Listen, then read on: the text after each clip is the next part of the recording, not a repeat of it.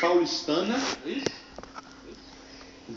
em São Paulo, formado em teologia pela Faculdade Teológica de São Paulo e fazendo mestrado no Seminário Batista Teológico lá do Sudeste dos Estados Unidos e também diretor do Ministério Razão para Viver, que ele trabalha também nessa área de apologética, e o Jonathan Silveira, que é seminarista da Primeira Igreja Batista de Atibaia, é advogado de formação e ele dirige o Ministério Tuporém, que é um dos nossos parceiros do projeto Somos Um.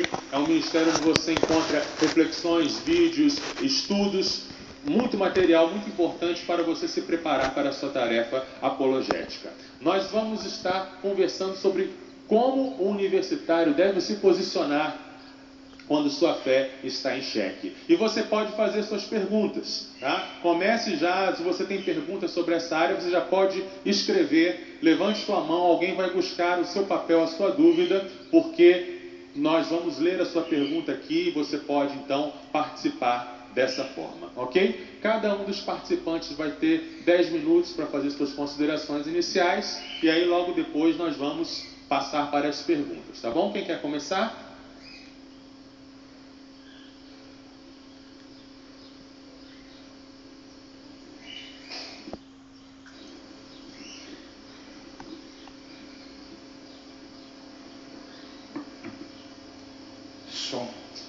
Bom dia, gente. Um grande prazer estar aqui com vocês. Um grande prazer participar desse painel também. E para falar desse assunto, né? Como o cristão deve se posicionar quando sua fé está em xeque. Eu tenho bastante coisa para falar, então tenho que tentar resumir nesse tempo de 10 minutos.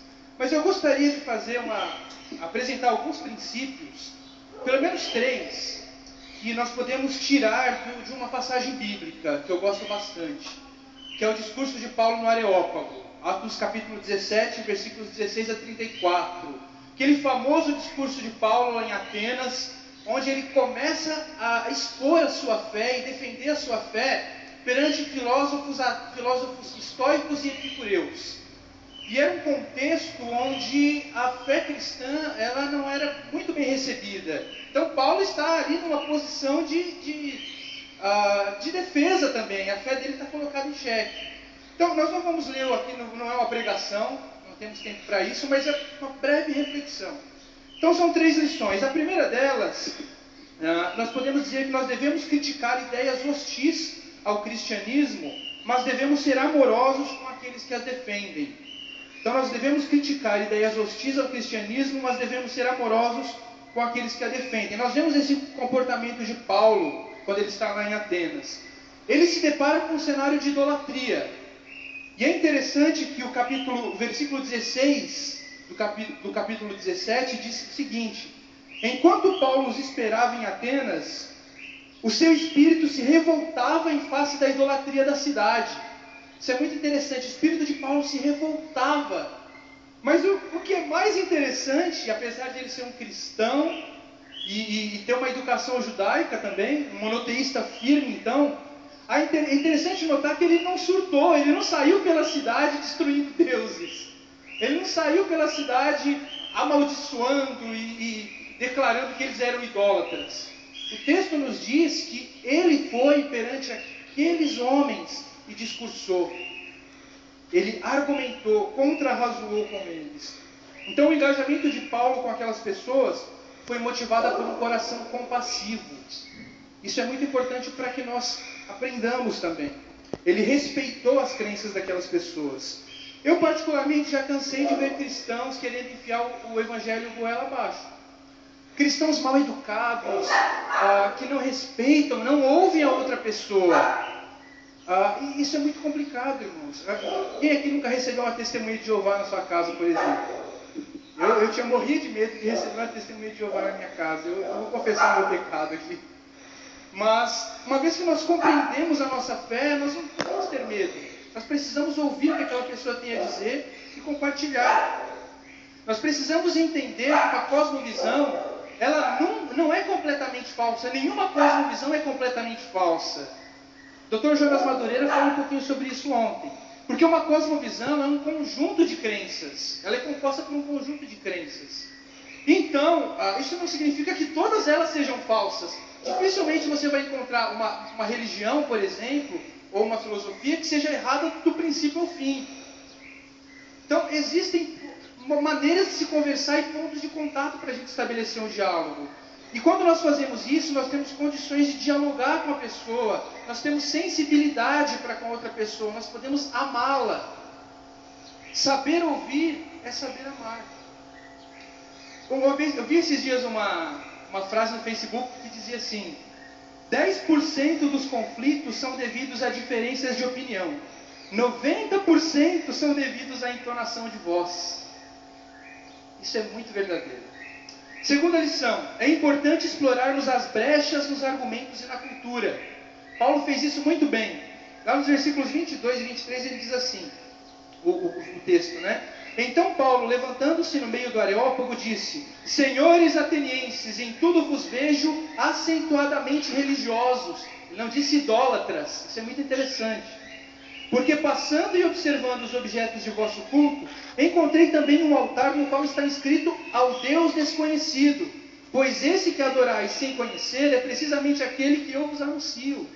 Então Paulo encontrou uma brecha na cultura grega e disse: olha, esse Deus aqui que vocês estão adorando sem conhecer é o meu Deus. Olha que interessante. Então a estratégia de Paulo foi essa. Ele observou a cidade e ele encontrou algo lá que poderia ser uma ponte para apresentar o Evangelho. Esse é o nosso desafio. Paulo usou a própria filosofia grega, estoica e epicurista, para mostrar a tensão, para mostrar a incoerência daquela tensão, daquela filosofia. Para mostrar que esse Deus que vocês adoram sem conhecer é o meu Deus, Criador dos céus e da terra. Então, se esse Deus existe, não tem sentido nenhum vocês fabricarem deuses. É ilógico. Em termos práticos, então, colocando sendo um ambiente universitário, por exemplo, se você encontra com um ateu que diz assim: olha, se Deus existe, se Ele é todo amoroso e todo onipotente, por que o mal existe? Como que você pode explorar, como que você pode desenvolver uma defesa aqui nesse caso, por exemplo? Simples. Porque para o ateísmo o mal não existe. Essa é a verdadeira resposta. Porque, olha, se nós somos um conglomerado de átomos e matérias mais acaso, por que o mal existe? O mal é uma ilusão. Então o primeiro pressuposto é esse. O ateu fala que o mal existe, mas na cosmovisão dele, o mal não existe, não deveria existir, é uma ilusão. Então esse é o primeiro ponto. Essa é uma forma de criar uma ponte, estabelecer uma conversa. Ou então, se Deus existe, quem criou Deus? Quem nunca ouviu essa, né? Até as crianças fazem essa pergunta. Eu fazia quando era pequeno. Mas o que faz mais sentido? Acreditar que o universo é eterno ou que Deus é eterno? Se você é ateu ou se você é cristão, você vai ter que acreditar que é algo eterno. Se você é ateu, você acredita que o universo é eterno. Mas será que isso faz sentido? Faz mais sentido acreditar que Deus é eterno.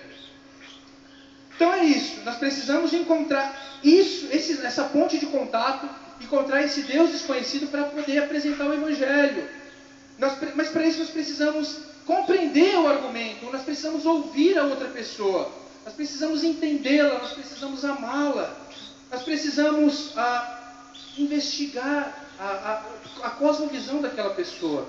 Paulo, ele se inteirou muito bem daquela cultura. Tanto é que ele cita os poetas gregos, se você verificar no texto. Ele cita 2 poetas gregos, que lá os poetas diziam o seguinte: dele também somos geração, se referindo a Deus. Então os poetas gregos diziam que eles eram geração de Deus.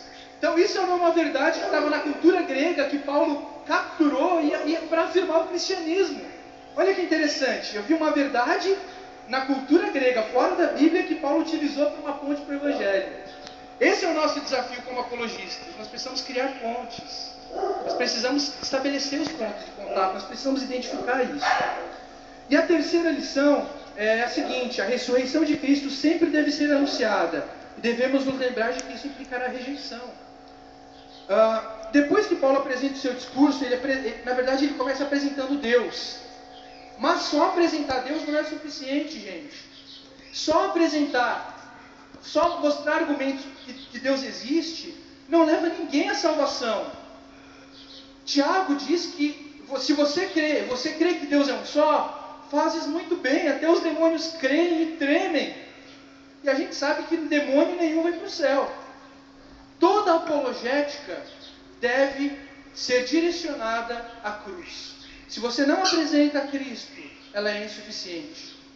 Então, por mais polidos, por mais amorosos que nós sejamos em nosso discurso apologético, nós precisamos nos lembrar também que a mensagem da cruz sempre vai ser uma ofensa. Nós não temos como remover o escândalo da cruz, porque o Evangelho é uma ofensa. Isso vai implicar rejeição. Quando Paulo anunciou o Evangelho, os gregos zombaram dele, mas alguns aceitaram o Evangelho.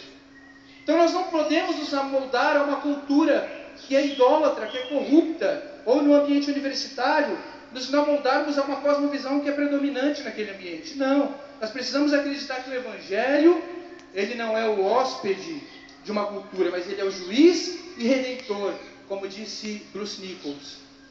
O Evangelho é a única coisa que pode transformar uma cultura caída, uma cultura idólatra. É a única coisa que pode transformar uma mente cativa ao secularismo. Então nós não podemos nos amoldar aquilo que a cultura chama de politicamente correto. O Evangelho sempre vai ser uma ofensa. Então são essas 3 lições, resumindo. Primeiro, devemos criticar ideias hostis ao cristianismo, mas devemos ser amorosos com aqueles que as defendem. Segundo, é importante explorarmos as brechas nos argumentos e na cultura. E terceiro, a ressurreição de Cristo sempre deve ser anunciada e devemos nos lembrar de que isso implicará rejeição. Basicamente isso.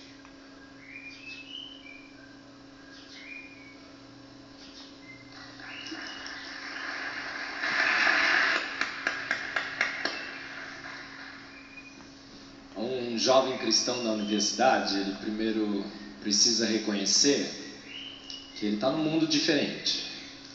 Eu acho que quando você vai pregar o Evangelho para uma pessoa normal na rua, seu amigo, alguém, você prega o Evangelho para uma pessoa que tem o conhecimento, tem o entendimento que há algo mais nesse universo do que só força, matéria e energia. Ele tem crenças distintas, mas ele crê em Deus.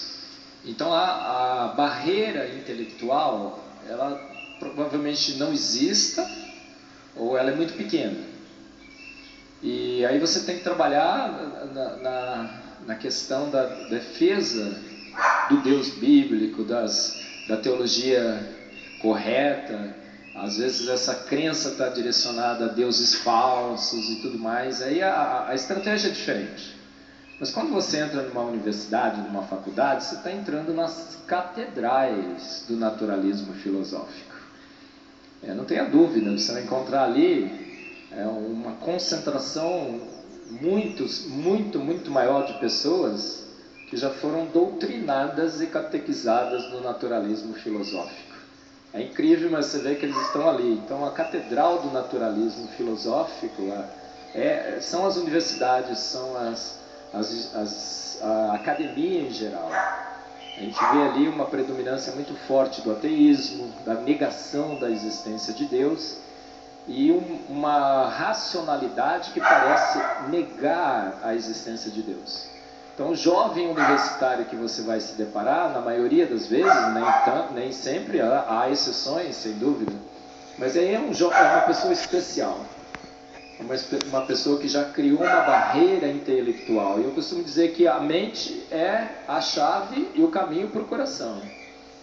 Então, se você já for falar de Cristo, se você já de primeira mão falar sobre a sua salvação na cruz e tudo mais, é muito difícil. Deus salva muitos deles com grandes catástrofes. A gente vê isso, né? O cara está no leito de morte, um grande acidente e tudo mais. Mas fora isso, a barreira intelectual é muito forte. Então eu acho que você tem que primeiro trabalhar com a razão, com a racionalidade da nossa fé, vencer essa barreira. E Paulo deixa isso muito claro. O exemplo que o Jonathan mostrou, ele começou vencendo a barreira intelectual, racional. E como é que a gente vence? Como é que a gente fala? A primeira coisa, o jovem universitário acha que a nossa fé é uma fé irracional. A gente crê em duende, fada madrinha. Você perguntar para ele o que é fé, ele vai falar: fé é crer no impossível. E é completamente o contrário, como eu mostrei hoje. Então acho que a estratégia correta é essa: com amor e mansidão, com o maior carinho possível. Eu sou extremamente carinhoso, vocês perceberam? E nem tanto como deveria, mas com o maior carinho possível, com a maior compaixão possível. Você mostrar, você precisa quebrar essa barreira intelectual, mostrar a racionalidade da nossa fé, mostrar com exemplos como o Jonathan colocou aqui muito bem, as evidências de um Deus todo-poderoso, que ele está numa cosmovisão equivocada. E aí, a partir do momento que você conseguiu quebrar essa barreira racional, aí o coração dele vai estar disponível para você avançar na parte filosófica e teológica. Então essa é a primeira coisa que você tem que fazer. E aí você tem que fazer como isso? Com a maior coragem e desprendimento possível. Você está do lado da verdade. Você não tem que baixar a sua cabeça, você não tem que se esconder, você não tem que se moldar ao naturalismo filosófico que está lá, não é isso. Paulo diz que fez-me grego para ganhar os gregos e tudo mais, né? Para ganhá-los, mas não para se tornar um deles, tá? Você quer ganhá-los, então você vai usar a melhor estratégia possível. Qual é a melhor estratégia possível? O Espírito de Deus que se move em você vai mostrar isso. E você vai primeiro quebrar a barreira racional. Quebrada a barreira racional, o coração daquele jovem está disponível para uma fé autêntica. Ele vai aceitar ou não? A gente não sabe, mas se a barreira não for vencida da razão, a gente não chega no coração. O coração fica... É por isso que o inimigo investe tanto no evolucionismo, no naturalismo, porque ele quer criar essa barreira racional, que está assim de uma forma maximizada presente na academia, nos jovens universitários. Então seja consciente do seu universo. Seu universo é diferente. E esteja preparado para isso. Não tem outra forma. Você tem que estar pronto para dar a razão da esperança que você tem da sua fé. Então estude, se prepare. O Espírito de Deus vai falar? Vai. Mas ele quer que você faça a sua parte. Quer que você estude. Ele vai te fazer lembrar. Ele não vai colocar palavras na sua boca. Ele vai te fazer lembrar do que você estudou, do que você leu, como aquele menino do versículo, né? Então você leia, se prepare, você estude. Você tem literatura hoje farta, tem toda uma argumentação a favor do design inteligente, da existência de Deus, argumentos científicos. Então você vai usar a ciência para ganhar o mundo da ciência, para quebrar a barreira racional. E aí disponibilizar o coração daquele jovem para a nossa fé, para o Deus que nós servimos e honramos. Tá bom?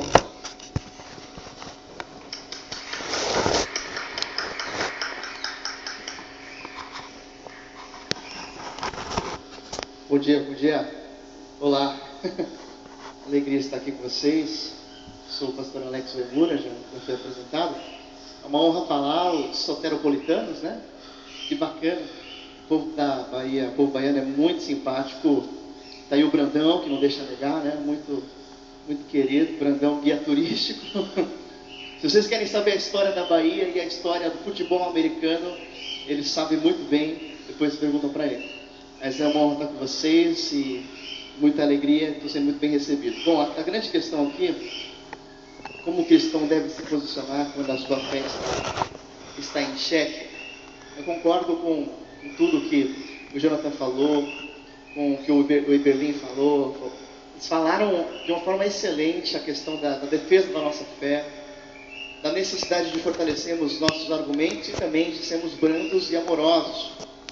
A grande questão que fica será que a defesa cognitiva e racional da nossa fé sempre é a melhor forma de nós a fortalecermos quando nós estamos em situações de crise da nossa fé. Eu vejo que a gente tem duas questões aqui. A questão é como você lidar quando você quer evangelizar alguém que aparentemente não crê em Deus, ou alguém que não tem, que se declara ateu, e como você deve lidar quando a sua fé está em crise. Quando você começa a ouvir esses argumentos na faculdade, ou em qualquer outro ambiente acadêmico, ou qualquer outro ambiente secular, você começa a ouvir, né, tudo isso, e você fala, poxa, isso tem razão, né, isso tem lógica, tudo isso tem algum sentido. E é bem possível que a nossa fé seja abalada nessas situações. Aliás, não apenas diante do evolucionismo, mas também da própria teologia liberal. Quando você começa a ler teólogos liberais, quando você começa a ter contato com outras formas de ver a teologia, questões que negam os milagres, que negam a ressurreição, e você vê que tudo isso tem algum sentido lógico, humano, racional. E aí a nossa fé pessoal, ela pode entrar em xeque mesmo. E eu entendo assim, um ponto que acho que a gente tem em comum é que não há argumentos que provem a existência de Deus, embora existam evidências de que Ele exista. Só que as evidências de que Ele exista são muito legais para aqueles que pressupõem que Ele já existe. Então, uma vez que você já pressupõe a existência de Deus, as evidências vão ser fantásticas. E vão realmente nos fortalecer, e vão falar, poxa, esse é o Deus verdadeiro, olha como Ele criou toda a máquina humana, né, os robozinhos que levam tudo. Isso é muito legal, é muito maravilhoso.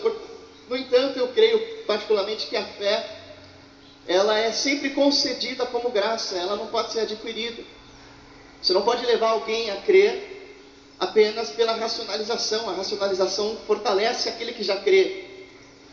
Por isso, a maior técnica para a gente fortalecer a nossa fé é fortalecermos realmente a nossa devoção, o nosso coração com Deus, a nossa espiritualidade. Grandes puritanos do passado, reformadores, puritanos, os maiores apologetas que talvez já viveram, os maiores apologéticos, né? Homens como John Owen, por exemplo, eles diziam que o melhor recurso da fé é a volição, não a cognição.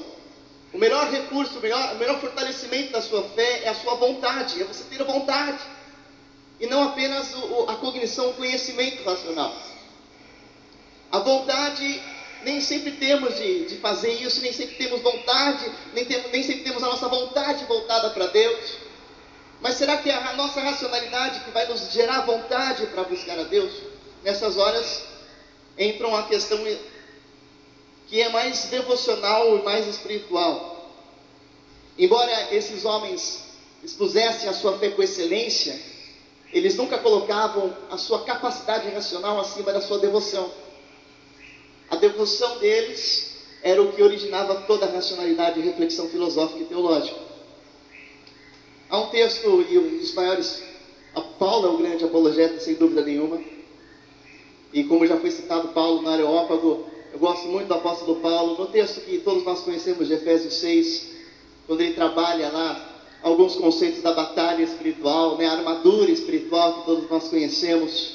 Eu vou ler para vocês Efésios capítulo 6, últimos versículos da armadura, verso 17. Usem o capacete da salvação e a espada do Espírito, que é a palavra de Deus. E ele completa dizendo, orem no Espírito em todas as ocasiões, com toda oração e súplica, tendo isso em mente. Estejam atentos e perseverem na oração por todos os santos. Orem também por mim, para que quando eu falar, seja me dada a mensagem, a fim de que destemidamente torne conhecido o mistério do Evangelho. Paulo sabia que o grande campo de batalha é a nossa mente, como já foi dito aqui. Por isso que ele finaliza falando sobre batalha espiritual, dizendo a necessidade de nós termos o capacete da salvação, usarmos a espada do Espírito e orarmos. Ou seja, a gente vai juntar toda essa armadura com uma vida devocional, uma vida profunda de oração, com a oração constante por todos os santos e a oração para que Deus abrisse as portas para a pregação do Evangelho, para que Deus desse ousadia a Paulo para pregar o Evangelho. O próprio Paulo diz que no início de tudo, do pecado original, Eva foi ludibriada na sua mente pela serpente. Ele diz lá em 2 Coríntios 11:3, o que receio, o que eu quero evitar, é que assim como a serpente enganou Eva com astúcia, a mente de vocês seja corrompida e se desvie da sua sincera e pura devoção a Cristo. Veja, Paulo trabalha o seguinte conceito: o pecado original aconteceu quando A serpente ludibriou a Eva com astúcia. E a mente dela, foi corrompida e foi desviada da sua sincera e pura, devoção a Cristo. O que foi desviado foi a devoção a Cristo. Diante dos argumentos, diante daquela racionalização da serpente, será que é isso mesmo que Deus disse? Será que é isso mesmo que vai acontecer? A devoção de Eva foi afastada e foi desviada da pura devoção ao Senhor Jesus Cristo. Paulo também vai trabalhar em todo momento, o Pedro vai trabalhar isso, o apóstolo Pedro, 2 Pedro, capítulo 3, verso 17 e 18. Portanto, amados, sabendo disso, guardem-se para que não sejam levados pelo erro dos que não têm princípios morais, nem percam a sua firmeza e caiam, e cresçam, porém, na graça e no conhecimento do nosso Senhor e Salvador Jesus Cristo. Agora, quando os escritores bíblicos neotestamentários colocam conhecimento de Jesus, Paulo, principalmente, Filipenses capítulo 3, quero conhecer a Cristo. Ele não está trabalhando apenas no conhecimento cognitivo. Eu quero conhecer a cristologia, eu quero conhecer a sua obra cristológica, o seu nascimento virginal, a sua morte, a sua ressurreição, a sua ascensão, a sua segunda vida. Paulo não está trabalhando cristologia quando ele diz quero conhecer a Cristo. Ele está falando, não, eu quero conhecer o poder da sua ressurreição e a participação no seu sofrimento. É um conhecimento muito mais relacional, muito mais de vida com Deus, muito mais de caminhada com Deus, muito mais de intimidade com Deus, porque há um momento em que se eu coloco Deus na caixa da minha racionalização, Deus se torna tão pequeno quanto a minha razão. Mas um Deus que cabe na sua razão é muito pequeno, porque o nosso Deus é muito maior do que isso. A nossa intimidade, a nossa devoção, o nosso relacionamento com Deus, eu creio que são as melhores armas para quando nós estamos com a fé em xeque. A racionalidade, ela pode ser vulnerável diante de argumentos persuasivos, mas uma fé fortalecida sobrenaturalmente naquele que a concede, que Deus, é inabalável. Amém? Amém. Que Deus nos abençoe nisso.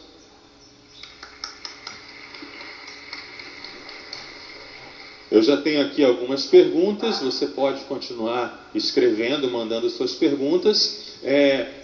Qualquer um pode responder, né? Eu vou ler a pergunta e qualquer um de vocês pode responder, a não ser quando você especifica que quero que alguém responda, seja irmão fulano, e fiquem à vontade para responder, para comentar, se algum de vocês achar que o outro já respondeu tudo, ok, né?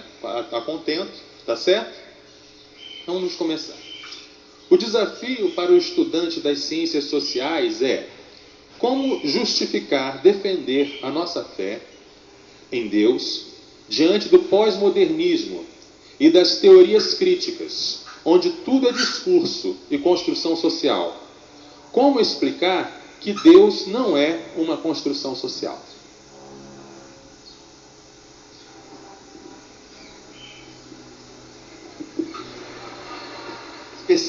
Os especialistas estão aqui, eu sou só um mero pastor.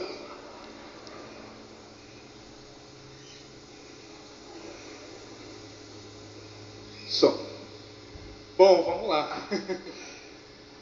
Eu acho que esse é o desafio do pós-modernismo, é justamente um dos, né? Porque quando a gente fala de pós-modernismo, é um emaranhado de ideias.